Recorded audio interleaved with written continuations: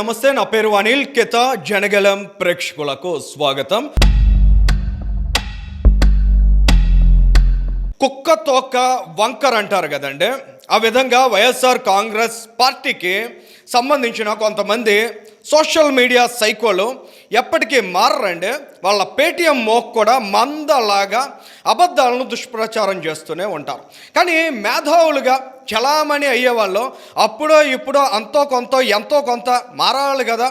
Professor Nageshwar గారు మిమ్మల్ని కూడా పేటీఎం మోకలో కలిపేస్తున్నారు, మిమ్మల్ని పేటీఎం ప్రొఫెసర్ అంటున్నారు. 5 రూపాయలకు అమ్ముడుపోయినటువంటి బ్యాచ్తో మిమ్మల్ని సమానంగా ప్రజానీకం చూస్తున్నప్పుడు, ముఖ్యంగా ఏపీ ప్రజానీకం చూస్తున్నప్పుడు కోస్తో సోయ కలగాలి, కాస్తైనా మీకు సిగ్గు కలగాలి అని మిమ్మల్ని అంతో కొంత అభిమానించే వాళ్ళు కోరుకుంటారు. ప్రొఫెసర్ నాగేశ్వర్ గారు, దురదృష్టం ఏంటంటే మీరు మారట్లేదండి. మీరు పేటీఎం మోక కాదా అనేది మాకు అనవసరమైనటువంటి విషయం. మిమ్మల్ని గౌరవించాల్సినటువంటి అవసరం కూడా ఏపీ ప్రజానీకానికి లేదు.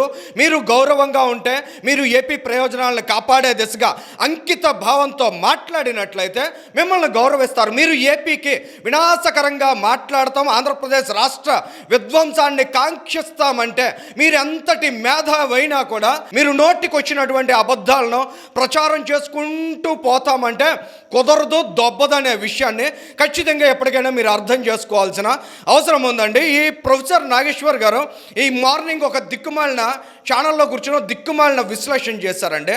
ఆ విశ్లేషణ నిజంగా చూస్తే కడుపు మండిపోద్దండి. ఏపీ ప్రజానీకానికి దశాబ్ద కాలంగా అభివృద్ధికి నోచుకోకుండా అడుగడుగునా కూడా ఆటంకాలను ఎదుర్కొంటున్నటువంటి ఈ రాష్ట్రం ఇప్పుడిప్పుడే అభివృద్ధి దిశగా ఒక్కో అడుగు వేస్తుంటే ఇటువంటి విచ్ఛిన్నకరమైనటువంటి వ్యక్తులందరూ కొద్దిమంది సైకో ముఠాలకు సపోర్ట్ చేస్తూ ఈ విధంగా ఆంధ్రప్రదేశ్ రాష్ట్ర వినాశకానికి వాళ్ళు కూడా భాగస్వాములు అవుతారా? ఇంత నీచమా, ఇంత దౌర్భాగ్యమా అనిపిస్తోందండి. ఆర్సెలర్ మిట్టల్ స్టీల్ ప్లాంట్కి సంబంధించిన శంకుస్థాపన చేశారండి. దానికి సంబంధించినటువంటి డీటెయిల్స్ ఏమున్నాయి, అందులో ఉండేటువంటి ఎంప్లాయ్మెంట్ ఆపర్చునిటీస్ ఏంటి, అందులో ఉండేటువంటి ఇన్వెస్ట్మెంట్ ద్వారా ఆంధ్రప్రదేశ్ రాష్ట్రానికి, అనకాపల్లి జిల్లాకి, ఉత్తరాంధ్ర ప్రాంతానికి కలిగేటువంటి ప్రయోజనాలు ఏమిటి అనేటువంటి అంశాల మీద ప్రాథమికంగా ఎవరైనా కాస్త బుర్రన డిస్కస్ చేస్తారండి. కానీ ఈ పేటీఎం నాగేశ్వర్గా కొద్దిమంది పిలిచేటువంటి ప్రొఫెసర్ నాగేశ్వర్ గారు చాలా దారుణంగా, దుర్మార్గంగా మాట్లాడారండి. ఎక్కడా కూడా సబ్జెక్ట్ లేదు, అడుగడుగున అబద్ధాలు, మోకాలకి బోడిగుండుకి లింక్ పెట్టేటువంటి ప్రయత్నాలు, ఆయనకు వచ్చినటువంటి ఇన్ఫర్మేషన్ని ఎలాగైనా వితండవాదం చేసి ప్రజానీకంతో నమ్మించాలనేటువంటి ఒక దుర్మార్గమైనటువంటి స్వభావాన్ని ఈ ఉదయం ప్రొఫెసర్ నాగేశ్వర్ గారిలో చాలా స్పష్టంగా చూసామండి. ఆయన మాట్లాడినటువంటి ఒక్కో పాయింట్ని మనం అబ్జర్వ్ చేసినట్లయితే ఇవాళ విశాఖపట్నం RINL స్టీల్ ప్లాంట్కి, అక్కడ ఉన్నటువంటి ఆర్సెలర్ మిట్టల్కి లింక్ పెట్టారండి. అసలు ఇవాళ భారతదేశంలో ఉన్నటువంటి స్టీల్ ప్రొడక్షన్ ఎంత, అసలు స్టీల్ రిక్వైర్మెంట్ ఎంత, 2030 నాటికి అసలు ఎంత ఎస్టిమేట్స్ ఉన్నాయి రిక్వైర్మెంట్కి సంబంధించి, 2035 నాటికి ఎంత డిమాండ్ క్రియేట్ అవబోతుంది, ఇవాళ 150 మిలియన్ టన్స్ అరౌండ్ ఈ ఫైనాన్షియల్ ఇయర్లో కనిపిస్తూ ఉంటే 2030 నాటికి ఇది ఒక 100 మిలియన్ టన్స్ పెరగబోతోంది. ఆ తర్వాత 2035 నాటికి అరౌండ్ 400 మిలియన్ టన్స్ అనేది డిమాండ్ భారతదేశంలో ఉంటుందనేటువంటి అంచనాలు ఉన్నాయండి. ఇటువంటి అంచనాల నడుమ పరిశ్రమలు రావాలి, ఇక్కడ స్టీల్ ఉత్పత్తి అనేది పెరగాలి. ఇవాళ ఆంధ్రప్రదేశ్ రాష్ట్రంలో ఎగ్జిస్టింగ్ RINL ప్లాంట్ ఉంటే దానికి సమీపంలోనే మరొక స్టీల్ ప్లాంట్ వస్తుందంటే దాని పట్ల హర్షించాల్సింది పోయి ఎంత దుర్మార్గమైనటువంటి ప్రచారాన్ని ఈ ప్రొఫెసర్ గారు చేశారు. అందుకనే ఈ ప్రొఫెసర్ గారిని చాలామంది పేటీఎం అంటున్నారనే విషయాన్ని ఇప్పటికైనా ఈయన అర్థం చేసుకోవాల్సిన అవసరం ఉందండి. ఆయన్ని పేటీఎం అన్నారు కదా అని వెంటనే నేను లోకేష్ గారికి మెసేజ్ పెట్టాను, ఆయన నాకేం రెస్పాండ్ అవ్వలేదు, ఆయన దీన్ని అదుపు చేయట్లేదు. లోకేష్ గారికి పని ఏంటంటే, ప్రొఫెసర్ నాగేశ్వర్ గారు మిమ్మల్ని ఎవరో తిట్టకుండా కాపాడాల్సిన బాధ్యత లోకేష్ గారిదా. అందుక ఆంధ్రప్రదేశ్ రాష్ట్ర ప్రజానీకం ఇవాళ ప్రభుత్వంలో వారిని ఎన్నుకున్నది. ఆంధ్ర రాష్ట్రానికి ఏం కావాలి, రాష్ట్రం ఎలా అభివృద్ధి చెందాలి, ఇలాంటి వాటి మీద దృష్టి సారిస్తారు. కానీ మీలాంటి వ్యక్తులు నోటికొచ్చిన అబద్ధాలు చెప్పి దాని మీద ప్రజల నుంచి తిరుగుబాటు వస్తే మమ్మల్ని ఎవరో తిట్టకూడదు, మీరు వీడియోలు చూడండి, మాకు లక్షల ఇన్కమ్ ఇవ్వండి, దాని ద్వారా మేము బాగుపడుతూ ఉంటాం, కానీ మీరు మాత్రం ఎక్కడ మీ మనసులు నొచ్చుకోకూడదు అనేటువంటి దుర్మార్గాన్ని ఖచ్చితంగా ఎప్పటికైనా మానుకోవాలంటే మీరు తప్పులు మాట్లాడినప్పుడు మీరు ఆంధ్రప్రదేశ్ రాష్ట్రానికి నష్టం చేకూర్చే లక్ష్యంతో ఉన్నారనేటువంటి విషయాన్ని ప్రజానీకం అర్థం చేసుకున్నప్పుడు ఏ ఒక్కరూ ఆర్గనైజ్ చేయాల్సిన అవసరం లేదండి. ప్రజలు తమంతటా తాము స్పందిస్తారో ఆ విధంగా మిమ్మల్ని ప్రతిఘటిస్తారో. ఇక ఈ ప్రొఫెసర్ నాగేశ్వర్ మాట్లాడినటువంటి పకోడీ మాటలు, ఈ ప్రొఫెసర్ పకోడీ మాటలు ఒకసారి వింటే, ఎందుకు పకోడీ అంటున్నానంటే ఈ ప్రొఫెసర్ అంత దుర్మార్గంగా మాట్లాడారండి. ఈ సమాజంలో అసంఘటిత రంగంలో ఉండేటువంటి కార్మికులను అత్యంత ఘోరంగా కించపరిచే విధంగా ఈ ప్రొఫెసర్ మాట్లాడారు. ఆయన ఏం చెప్తున్నారంటే, అక్కడ ఆర్సెలార్ మెటల్ స్టీల్ ప్లాంట్ చుట్టూ పకోడీలు అమ్ముకునే వాళ్ళు, కూరగాయలు అమ్ముకునే వాళ్ళు, ఆటోలు వేసుకునే వాళ్ళు, లేదా ఇస్త్రీ చేసుకునే వాళ్ళు, ఇదేది కూడా ప్రజానీకానికి ఉపయోగపడదట. అసలు స్టీల్ ప్లాంట్లో ఎన్ని వేల మందికి ఉద్యోగాలు ఇస్తున్నారు? 10,000 మందికి తక్కువగా ఉద్యోగాలు ఇచ్చినట్లయితే ఆర్సెలార్ మెటల్కి ఇచ్చినటువంటి భూమి అంతా వెనక్కి తీసుకోవాలని ఈ దిక్కుమాలిన ప్రొఫెసర్ టార్గెట్స్ పెడుతున్నాడు. అసలు ఈయనకి ఏంటంటే సంబంధం? ఇవాళ ఆంధ్రప్రదేశ్ రాష్ట్రానికి ఆయనకి ఏంటంటే సంబంధం?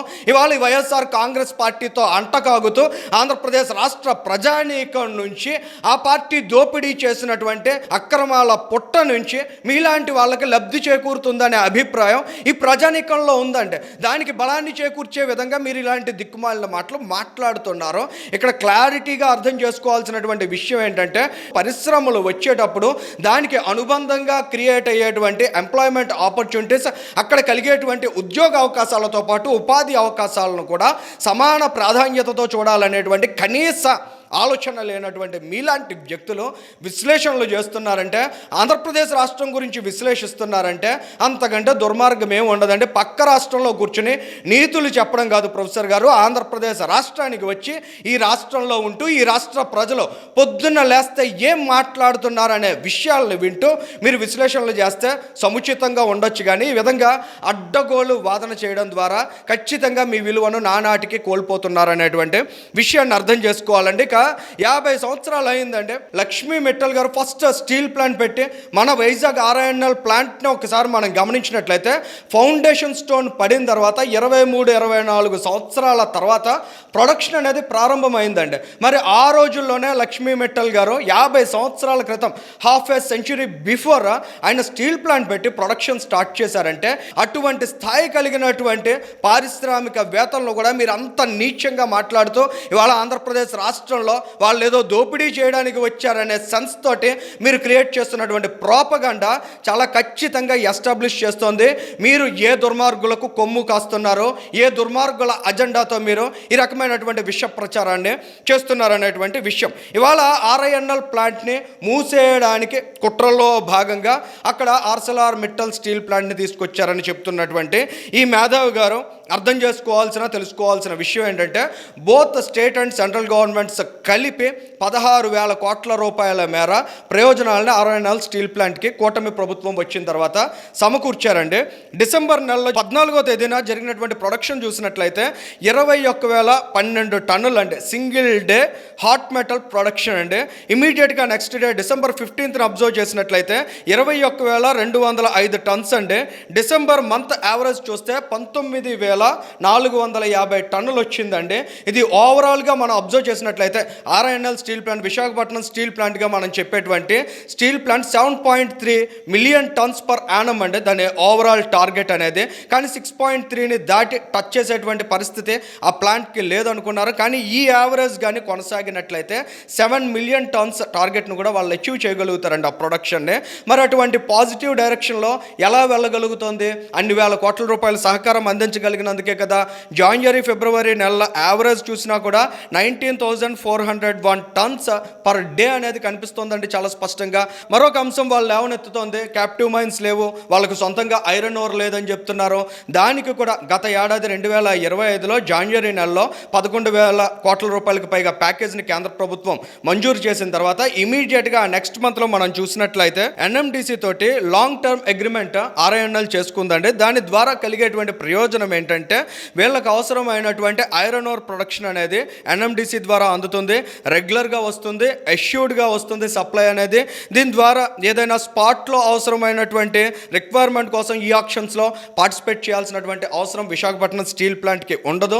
దాని ద్వారా వాళ్ళ మీద కాస్ట్ బర్డెన్స్ కూడా పడేటువంటి అవకాశం ఉండదండి. అంటే ఈ రకమైనటువంటి ప్రయోజనాలు మేలు నిజంగా RINL ప్లాంట్ని మూసేయాలనేటువంటి ఆలోచనతో కానీ నిజంగా కేంద్ర ప్రభుత్వం ఉన్నట్లయితే ఆ విధమైనటువంటి ఆలోచన ఎందుకు చేస్తుంది అనేటువంటి కనీసమైనటువంటి ఆలోచన కలగాలండి. కానీ ఏకపక్షంగా దుష్ప్రచారం చేయాలి, దాన్ని ప్రజలతో నమ్మించాలనేటువంటి లక్ష్యం, ఇటువంటి ఆలోచన తీరుని ఖచ్చితంగా వాళ్ళు మార్చుకోవాల్సినటువంటి అవసరం ఉందండి. వాళ్ళ ప్రొడక్టివ్గా ఒక ప్లాంట్ మారినట్లయితే ఖచ్చితంగా దానికి అవసరమైనటువంటి సహాయ సహకారాలని ప్రభుత్వాలు అందిస్తాయండి. ఎందుకంటే అల్టిమేట్గా ఈ ప్రజలను మెప్పించడానికే ప్రభుత్వాలు ఉన్నాయి. ఆర్థిక సహకారాన్ని అందిస్తూ ఉండడంతో పాటు ఆ సిస్టమ్ను కూడా వాళ్ళు ప్రక్షాళన చేసే ప్రయత్నం చేస్తున్నారు. అక్కడ ఎంప్లాయ్మెంట్ని తగ్గిస్తున్నప్పటికీ కూడా అక్కడ ప్రొడక్షన్ అనేది పెరుగుతూ ఉండడాన్ని చాలా స్పష్టంగా మనం గమనిస్తున్నాం.